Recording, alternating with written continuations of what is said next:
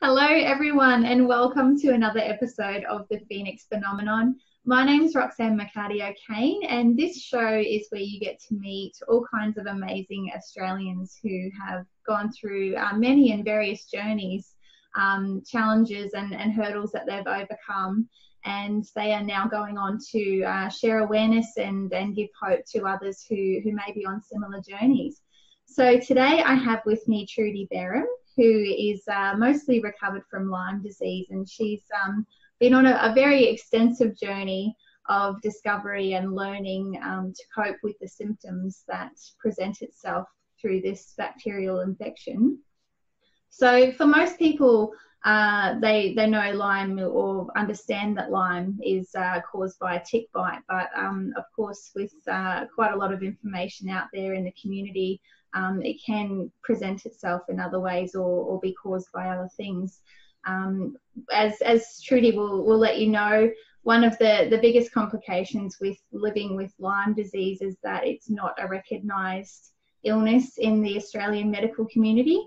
But Trudy will shed some more light on that for you now. Thank you so much for joining us today, Trudy. Thank you for inviting me to talk to you. I really appreciate it. Excellent. No, that's great. And so I'd love to, I guess, go back right to the start of your journey. So you, even before the first symptoms of Lyme started to present themselves, you had embarked on quite an extensive journey of learning about holistic healing and therapies that was the result of being in a car accident when you were in your teens. Yeah, absolutely. I had a bad car accident when I was 16, and as a result of that, I ended up with quite severe back problems, like on and off, and really bad headaches, which I had pretty much every week, and they would last for about 5 days. So as I got older and the medical profession had nothing really to offer me, I started looking at different therapies as ways of trying to help myself. So fast forward many years, I started training back in early 2001 or different therapies, just as a way of helping myself and just to kind of expand on my knowledge. And it really opened my mind to a completely different way of thinking about health, which I'm so thankful for now, because without it, I'm not sure that I would even be here now.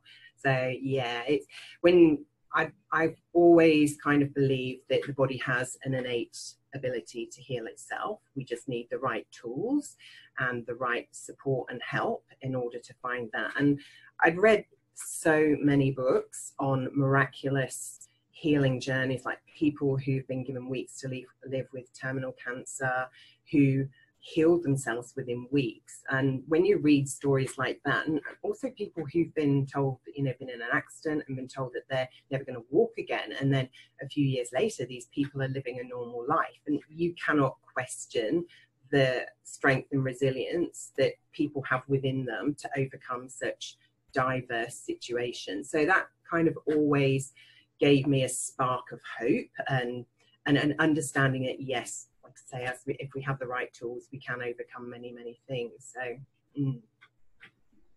Excellent. No, that's wonderful. And I'd love to find out about your journey with Lyme, because I understand from the moment that you were diagnosed that you had actually been experiencing symptoms for a number of years before it even got to that point. So I'd love to hear more about your journey and what it was that you went through. Back in 2009, early 2009, I was actually diagnosed with rheumatoid arthritis, an aggressive form of it. And prior to that happening, I'd actually, a few weeks prior to my first symptoms, I'd had a lot of mosquito and sandfly bites when we were on holiday just north of the Sunshine Coast, and hadn't even considered back then that there may have been a connection. So because I was already in the field of holistic health, I'm like, well, okay, I didn't have rheumatoid arthritis before, so what's changed? And for me, it's like a diagnosis is the end result of multiple things going wrong in the body. So you don't suddenly get rheumatoid arthritis. Like, it doesn't happen overnight. It's inflammation in the body that's been building up, eating the wrong foods, living in the wrong mindset, living in a constant state of stress, which I realize now that I was probably doing. And so it's like okay, well, what can I do to change this? How can I look at things in a way that's going to like benefit me? So I started researching diet and lifestyle, and this is back in 2009. And although I had a lot of awareness and understanding of holistic practices, I've not actually needed to really look into it for myself. Then you start reading about leaky gut, and you find out that everyone pretty much with a chronic illness has gut permeability, which means that there's inflammation in the body. So diet was a starting point, and I eventually got myself into remission. I did need medication on and off like throughout 3 years, but went into remission in as many ways as possible. So like, yay, like, and even the rheumatologist was amazed. She's like, well, keep doing what you're doing, it's obviously working. And I egotistically thought that I had all the answers then. It's like, okay, it's as simple as addressing like your mindset, just think differently, change your diet. And I started a local support group, and it was great because I wanted to share everything I knew for people that were interested in taking a holistic approach, and not necessarily not being on medication, but using life skills and information to work alongside that. And then, so I was in remission probably for about 9 months. Then I started getting sick again. And it was actually, when you're on this path, you constantly researching and reading about the best things that you can do to stay well. And I kept coming up with sauerkraut. So I decided to make some sauerkraut. And although that is really amazing for probably the majority of the population, it actually tipped the balance in a really negative way for me and made me start getting really bad symptoms again. And that was in 2013. So it was a downward spiral from there on in.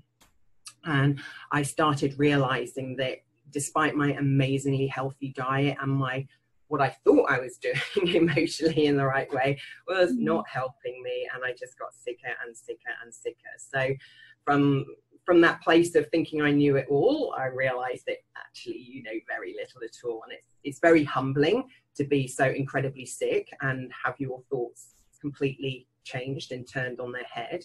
And it affords you a lot more compassion for other people. But so over the period of the next year or so, 2014, I gradually declined. My body just stopped being able to do all the things that it could do. I had so much swelling and inflammation in every part of my body, and it was red, it was hot, the pain was extortionate, and I just didn't really know what else to do. I became very completely obsessed with food, because it's something that we think that we can control. If we control what we're putting into our body, then effectively we should be able to control all the pain and inflammation, and that's what all the science and the research and people are telling you. It's like eat healthy. Yeah, I was doing all this and I was still just getting sicker and sicker. So as my research, I kept constantly researching, and it was always about bacteria or viruses in the body. And if I saw the doctor or the rheumatologist, I would constantly say to them every time I saw them, what if there's a bacteria causing this? What if I've got a virus which is driving it? And they kind of don't look at those things, and it's really frustrating, because if they had have done, they understood the connection, like there's a whole body connection, I may not have got as sick as I was. But they only know what they know, and they only know what their training says. I feel that people in my position who've been really sick and search themselves probably have a lot more idea of the holistic side of health and well-being. So I actually went on medication in early 2014 very reluctantly, and it helped a little bit to remove some of the pain from many of my joints. But within 6 months, things started getting worse again, and I went downhill really, really rapidly and just felt toxic. That's the only way I could describe it. Like my body was poisoned and I couldn't explain why. So it was actually in early 2015, I was talking to a friend in my support group, and I said, it just feels like I've got things crawling under my skin. And she actually said, oh my God, I think you might have Lyme disease. She knew somebody with it, and she said, I'll contact him, I'll find out where he went. And literally within hours, she got back to me, and I then contacted the clinic and made an appointment. So that would have been in the March 2015. And the appointment was, I mean, it was very difficult. It was a late in the afternoon. It was sort of a fair distance away. It was extremely hot. Their air conditioning wasn't working. They were running late, and I just sat there and sobbed. It was like, I can't deal with this. It's all too hard. But the doctor was amazing. And I had almost 2 hours with him and a naturopath. And he just said, tell me everything. I'm not going to say anything. I'm just going to write down what you're saying and listen to what you have to say. And that was like really refreshing, to actually have someone listen and to acknowledge everything that I was feeling and not pretend that it wasn't happening. So that, for me, that was really, really valuable part of the process. I hadn't even considered Lyme disease. Like, even though my friend had said it, I'm like, I didn't know enough about it, and I was too sick to even like research it at that point. So I just kind of like sat on it, waited for the results to come back, and there was heaps of other infections that I have as well. So that's something else, that when you have Lyme disease, it doesn't just come with the one bacteria. You normally end up with several other infections, and I had Q fever, I had mycoplasma, a Bartonella, and there was some other infections which come back. I think it's unequivocal, they say, or something. It's not, your blood can't be tested it for whatever reason. So I was really shocked when all that came back, and also kind of relieved to know that there was a reason why. And I naively thought it was just going to be as simple as taking the antibiotics and I'd start getting better. That was when things really went south. Like, I was already so ill and like pretty much non-functioning, and then when I started the antibiotics, it just annihilated me. The reason for that, because when you get to a state with chronic Lyme, it affects you systemically. So basically all your body systems aren't working properly. And I'd had, bearing in mind that if I was infected back in 2008, late 2008, I'd had 7 years of these infections growing, inhabiting my body. So I couldn't detox. My detoxification pathways were completely stuffed. And when you start taking antibiotics, even though I started on a minute dose every third day until I got up to full dose, my body couldn't handle it. So all these bacteria is dying off, and it's got nowhere to go because my detox pathways weren't clearing it from my body. So essentially I'm this like body full, like chemical, toxic poison soup, and with nowhere to go, and the inflammation just went through the roof. So my pain, which was already really high end 24/7, became 10 out of 10 pain 24/7. I had nerve pain, muscle pain, joint pain. It was extraordinary. I've never experienced pain like that in my life before, and I pray that I will never ever have to experience pain like that again. Yeah. All right. So what was life like for you in that period? Were you bedridden, or were you still able to, I guess, function on some level, get things done? I could have been bedridden. It would have been very easy to just stay in bed and not get out. But I think on some level, like subconsciously, I thought if I stayed in bed, I would never get out. So it was almost like there was something inside me forcing me to get out of bed every day.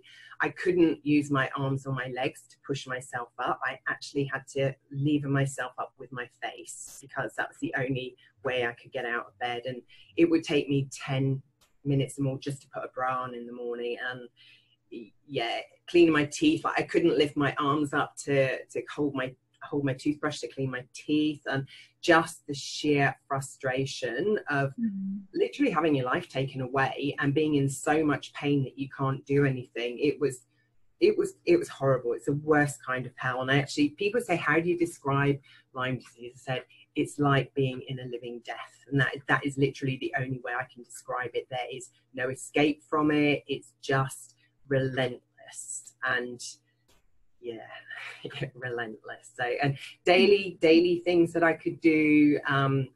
I would to get dressed, I would have to wear something that I could take off myself, because if my husband was working, I wouldn't be able to get undressed again at the end of the day. So it's little things like that.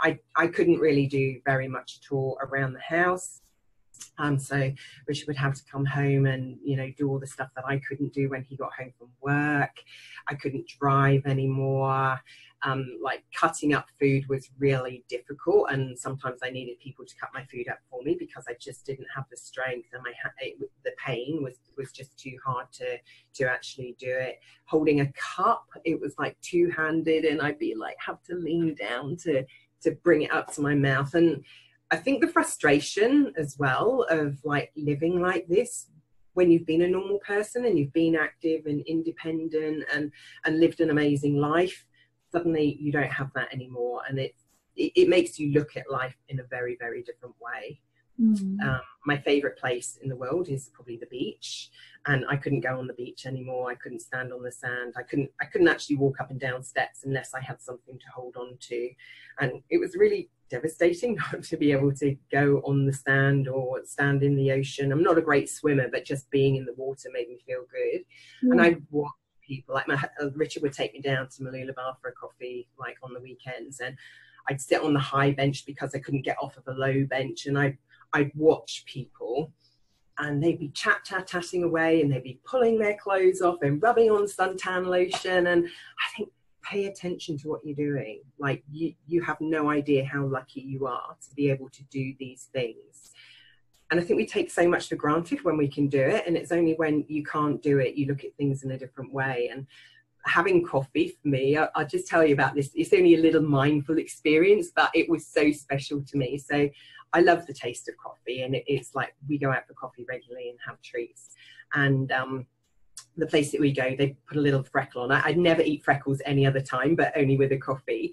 So Richard would get the coffee for me, and you can smell the coffee, and the freckle melted a little bit, so I'd lick it off the top, and then you get that real fragrance of the coffee, and then the first taste of the coffee. It was such an amazing experience, but it's only something little. I would never even have considered how that moment felt prior to being sick. So when you're in that much pain, it brings you right back into the moment, and however hateful and horrible and terrible it is at the time, it forces you to be right in the moment. And probably I think that's how we should all be living. And for me, there has to be a point in suffering, and if we don't learn from our suffering on some level, what is the point of having it? And so for me, it was teaching me, okay, I need to spend more time being right in the present moment, thinking about the little things. And I haven't got it, or I haven't got it entirely right, but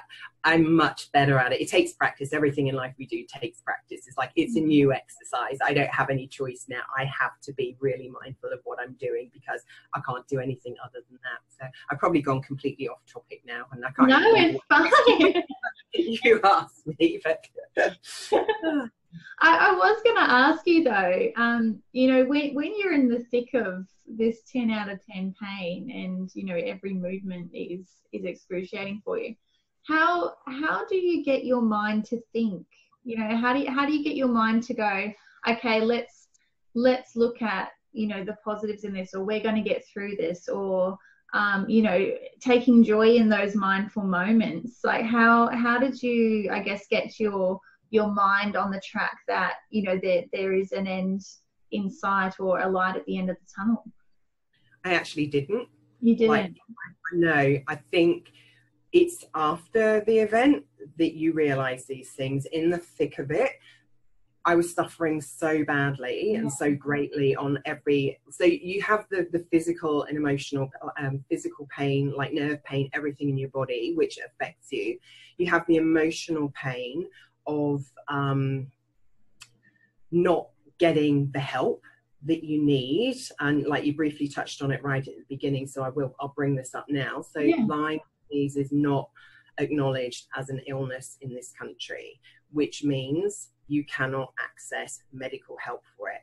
Any other disease that you present with, you've got support networks in place everywhere, but in this, like in this illness, you don't have that. You don't have medical doctors who are like on your side. When I actually got the diagnosis, my GP at the time, I went to tell her, and she actually stopped me and she said, before you say anything else, Trudy, I don't believe that Lyme's in Australia. I don't believe that bacteria can make rheumatoid worse. And when she'd spent years watching me get sicker and sicker and sicker, I was so angry. And that was my first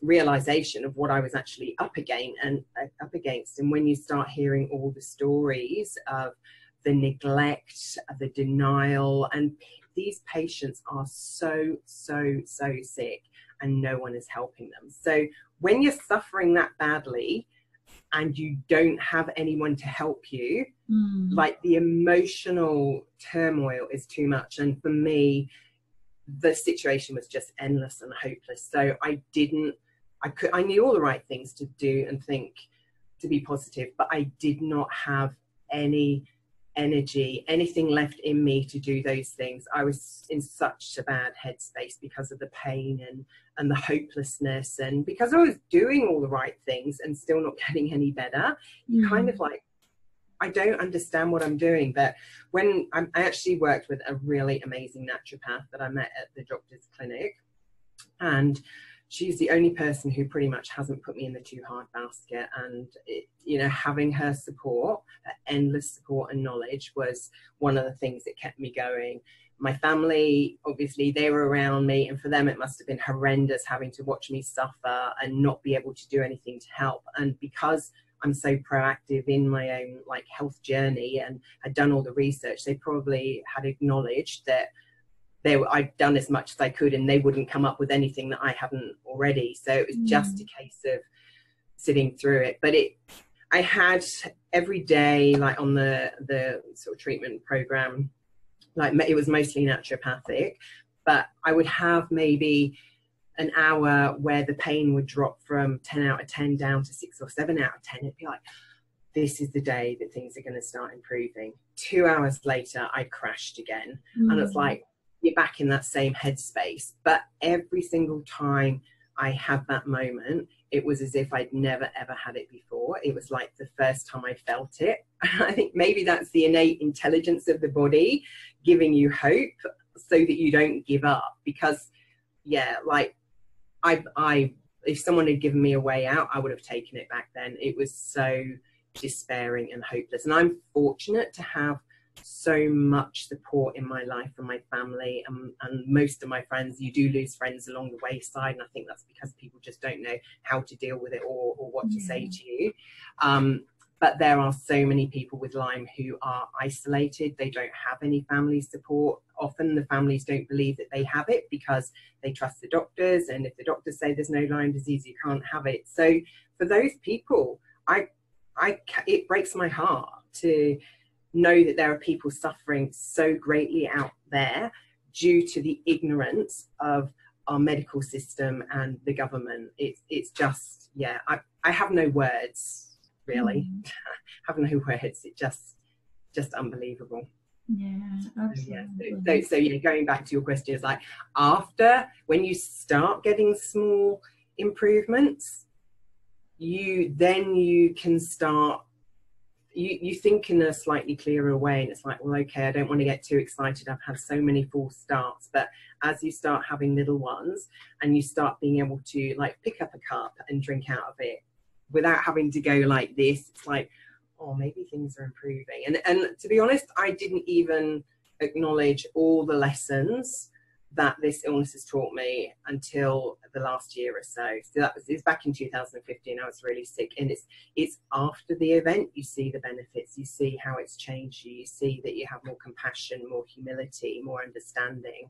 But I'm very thankful that I have a very holistic approach to health, and that I've researched and worked very, very hard on healing myself, emotionally as well as physically.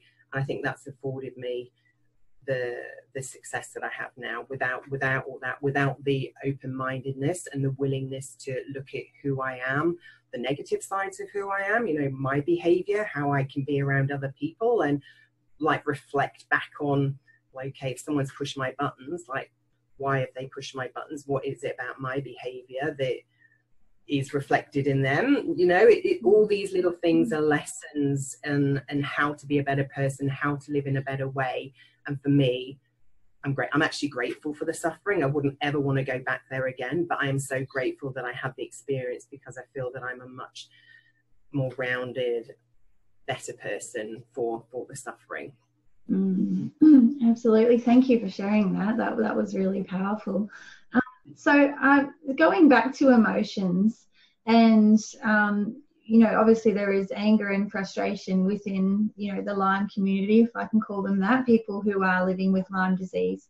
But one thing I wanted you to touch on as well is that for you, it was a conscious decision not to let that overpower your desire for wellness. And I'd love to hear, your always get you to describe that for our readers, listeners today, readers. There's my book, there's my author coming out of me. For our viewers today, and you know, what that mental journey was like for you. Yeah.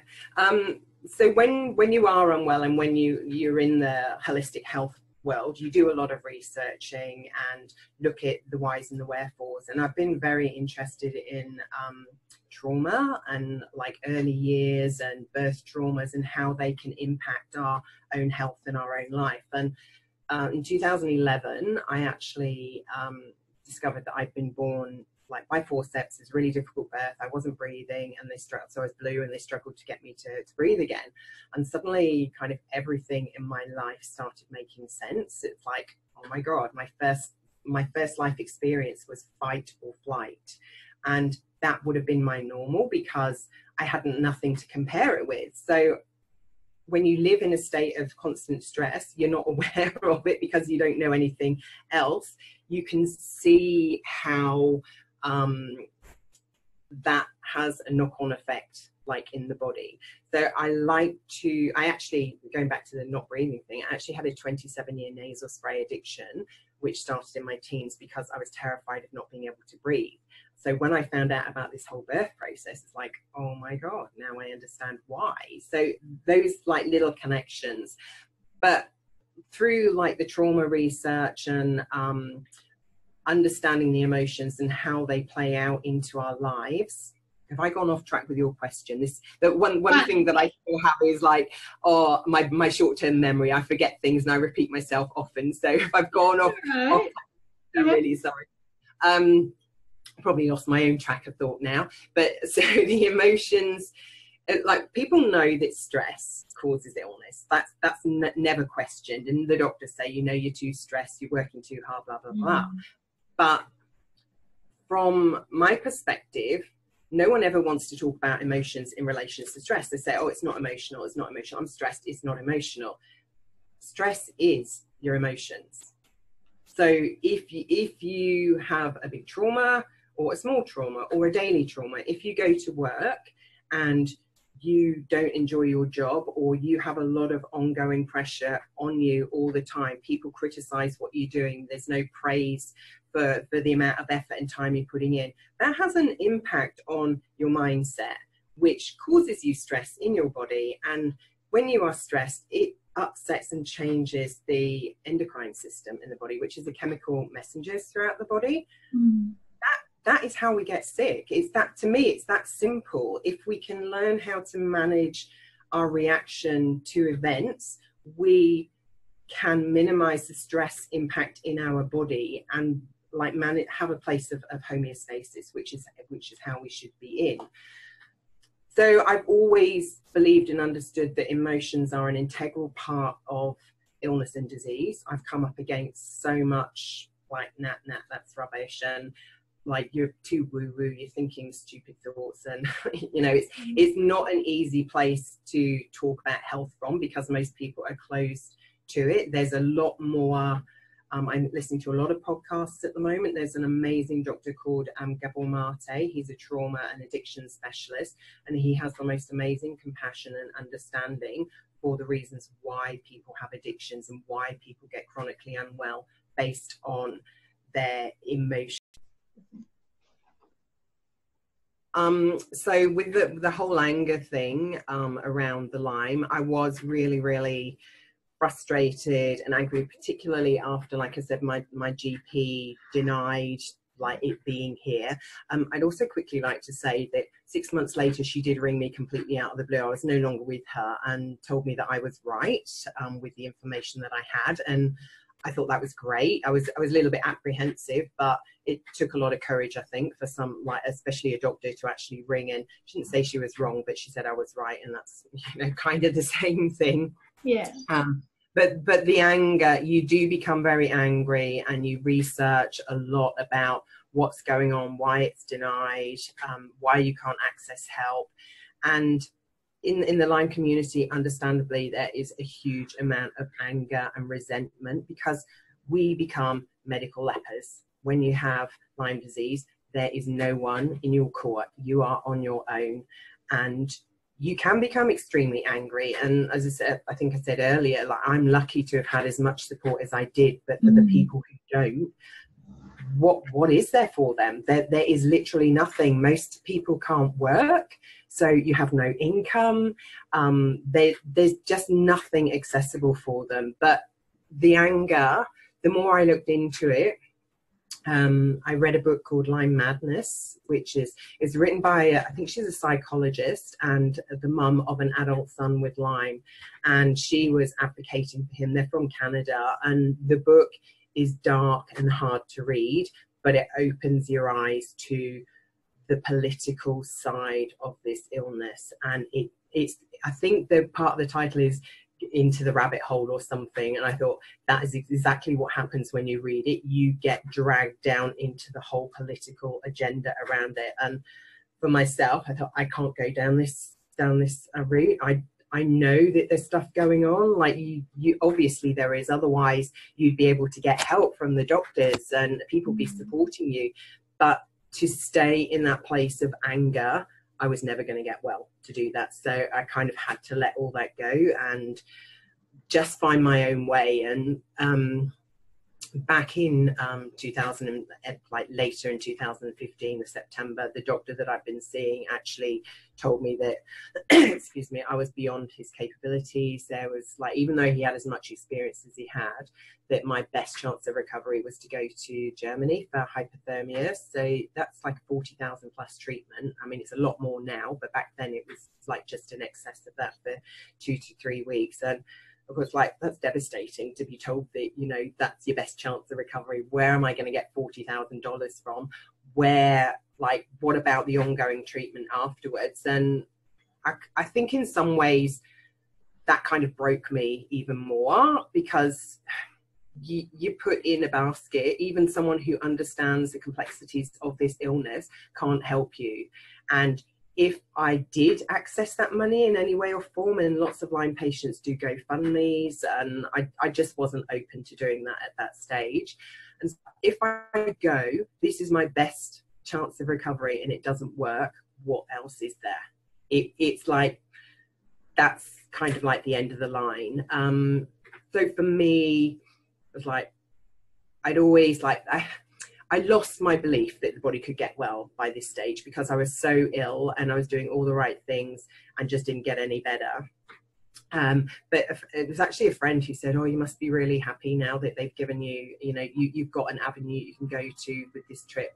But I was so sick, I didn't think that I would be able to, like, manage the journey. And bearing in mind how ill the antibiotics had made me, and I still hadn't recovered from that, to have this intensive treatment, which is heating your body to a ridiculously high temperature, I just felt that it would finish me off.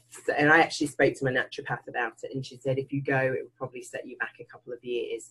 And if we just continue what we're doing, focusing on the detoxing, and you know, eventually things will change. And that's what we did. But I got a sauna. My trade-off for not going to Germany was to get a far infrared sauna, and I used it every day for a year. And I think that was a significant player in my recovery as well. But you kind of get to the point when you're told that, you know, there's no other hope, or, you know, this is your best chance. It's like, you kind of let go. Like, you let go, and you just have to surrender and trust the process. And that's a really hard thing to do. And I wouldn't say that I chose to do it. I was forced to do it.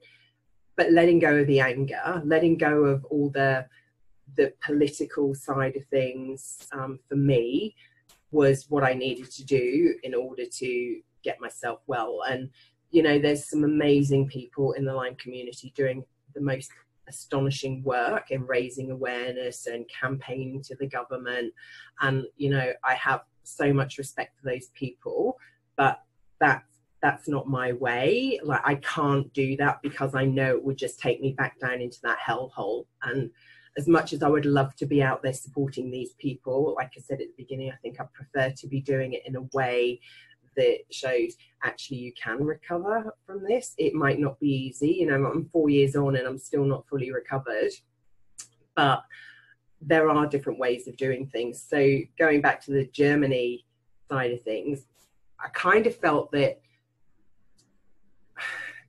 inside of me somewhere, it was like there was a little a spark of intuition that was saying, well, you know what's best for you. If this doesn't feel right, don't do it. And I have no idea how I could even feel that because I was so sick.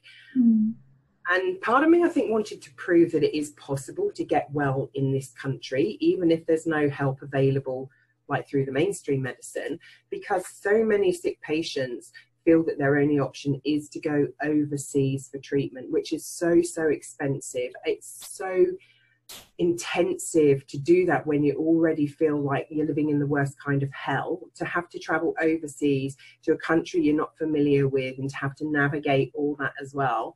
For me, it was like, if I can get well here, then that offers a spark of hope to other people who feel that they don't have any other options. And you know, there's people like me who are getting well using a holistic approach, and I truly believe that is the way you get well from any illness, doesn't matter what it is.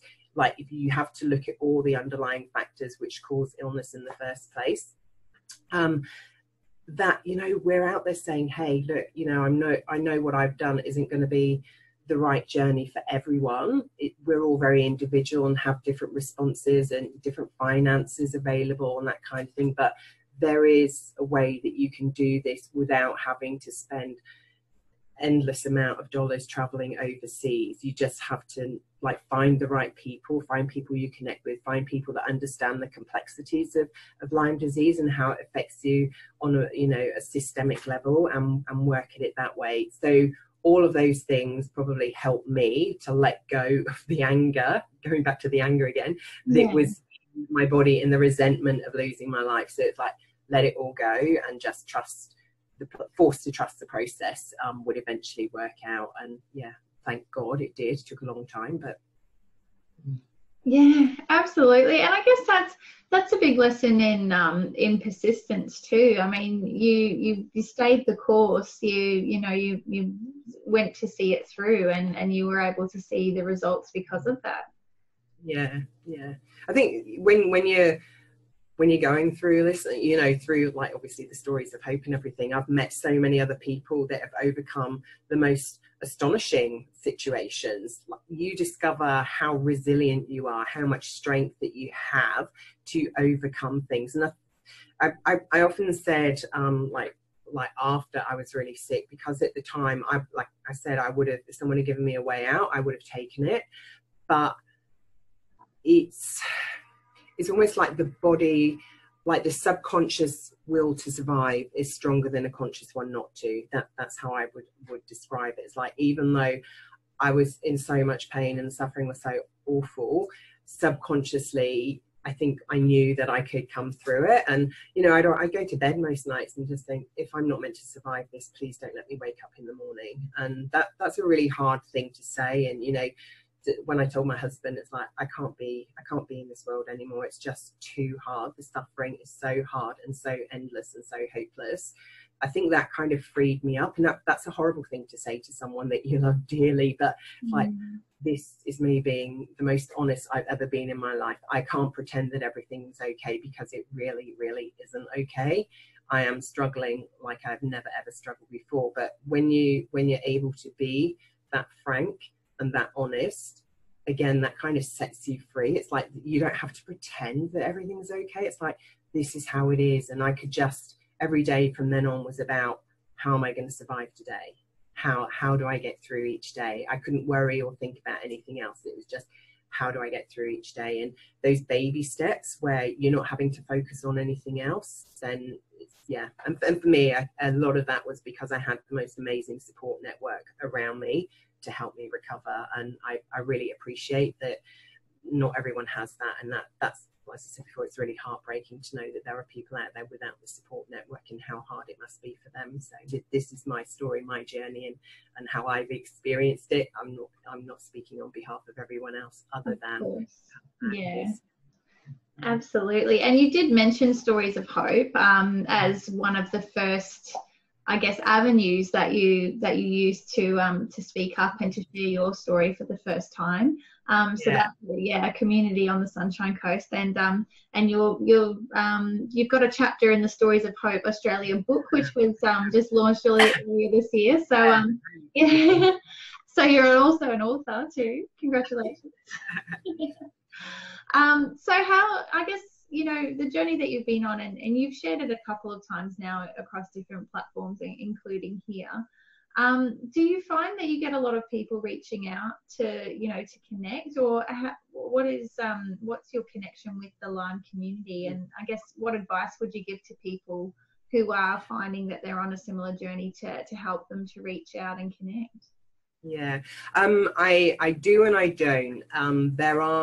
I've got some Lyme friends who I've had conversations with, and they've said to me they actually don't want, like early on in their journey, and at some points they didn't want to talk to people who'd recovered because they tried so hard to do it themselves and hadn't, and they felt really like resentful that other people have recovered. And I understand that, but when I was really sick, all I wanted to hear about was people who'd recovered. I didn't want to read the endless suffering and going round and round in circles. So for me, it's about hope. And there are people, I had my story like briefly done in the Profile magazine. I think, I can't remember if it was last year or the year before. And I had quite a few people ring me about it and ask me and invite me to their group meetings. And I'm like, well, you better check with the other group members because they might not want me to come along. And I never heard anything back. So I kind of think that maybe that's because sometimes when you're suffering that much, it's too hard to see other people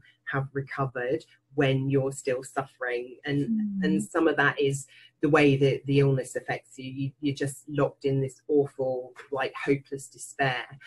But the people that reach out to me in the Lyme community that I am regularly in contact with and support, like on a regular basis, are the people who are open to looking at the reasons why they've got sick in the first place, like the emotional elements, and they're working to look at the factors which have contributed to becoming unwell. And anyone can get Lyme disease. Like I said early on, it's like you get a disease diagnosis, and whatever it is, it's the end result of multiple imbalances in the body. So, and a lot of that is just dependent on your genetic makeup and your internal and external environmental factors. So, sorry, I've lost my thread where I was going with that now. But I've only done it once or twice this conversation. So it's done very well, Trudy. So the people, that reach out to me, they're the ones that are already in a space of mind that thinks in alignment with the way that I do. So I'm really very well able to support people in that place because I've come further and I'm healing through all the work that I've done. They can see that I have, and it kind of gives them that hope, that like light at the end of the tunnel as well.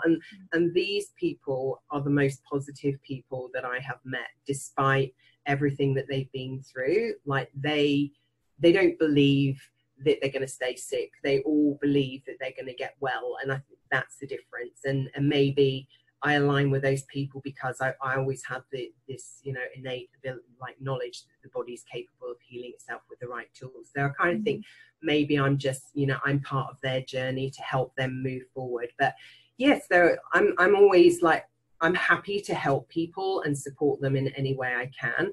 But I guess the right people find me. I don't like put it out there too much, and I don't tend to be very active in most of the Lyme groups now, and you find that a lot, that people that have recovered from it, they find themselves in different environments and different circles. It's not to say that we're ignoring it, but you pick, it's like you pick your battles. It's not really a battle, but you pick where you know that your conversations are going to be welcomed and acknowledged and giving a bit of hope to people. For some people, I could say something and it's really, they're not able to deal with it and would respond in a really negative way. So I love supporting people. For me, if I can help anyone in any way I can to give them hope and to feel better about where they are and their journey forward, then yeah, that's what I do.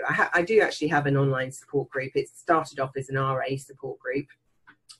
It's not particularly active anymore. When it first started, it was very like full on, lots of conversations, but when I got really sick, I was not able to do that. And actually, I think sometimes people don't need to have continual conversations and to have that constant analysis of what's going on. It's more about, okay, I can read this information. If I want to know more, I can ask type thing. So it's more here's the information, and I'll write comments and I'll write things, and if people respond, they do, and if they don't, that's fine as well. So excellent. Did you want to say the name of that one so people can track it down?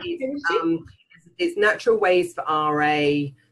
Oh gosh, I can't think now. Lyme and other diseases. If you put in Natural Ways for RA, and Lyme, you will probably find the link to it on Facebook. Okay, wonderful. I wasn't very prepared with that. That's all right. I like throwing in a bomb every now and then. Or equally, people can just put in a search for my name, and then they can message me and ask me for the details for the support group, and I can add them in that way if they want to. So that's probably the easiest way of doing it. Okay, no, that works just as well.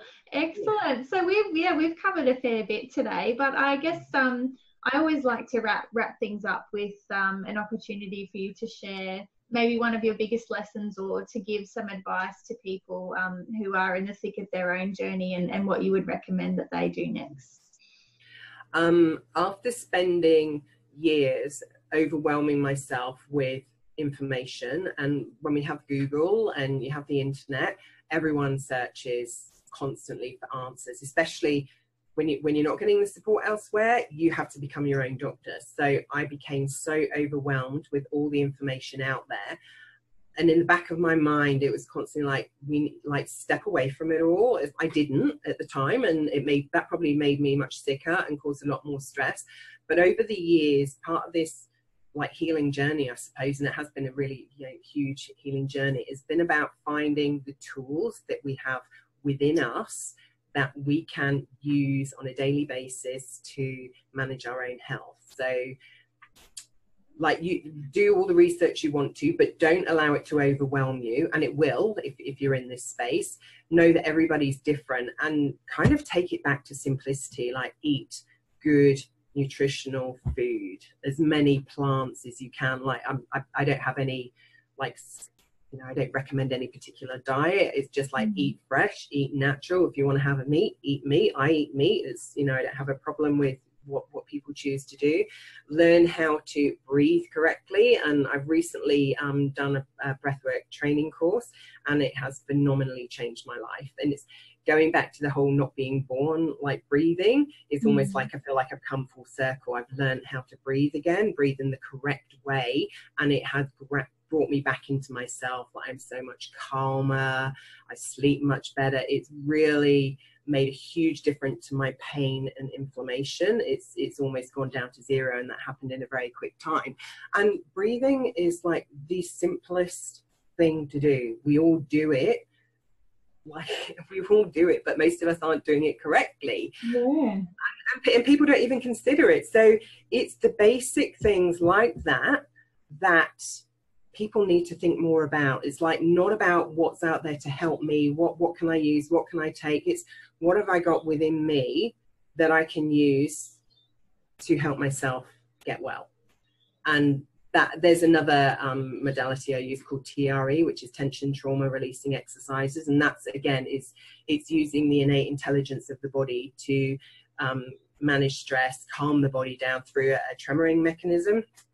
Those are the two things that I have used the most over this journey. to like ground myself, to help recover. And I don't need to keep going to see other practitioners, like to get other people to help me. We all need to ask for help, and we all need to like utilize other people's help. But if we can do that, like if we can do these things ourselves alongside that other work help as well, it just empowers us. And it's like, okay, I'm not relying on other people to like tell me what I need to do all the time. I can breathe quietly. I can calm myself down through my breath, or I can use the tremoring to shake and regulate my nervous system and feel better and calmer. I don't need to keep going out to other people. So find the tools.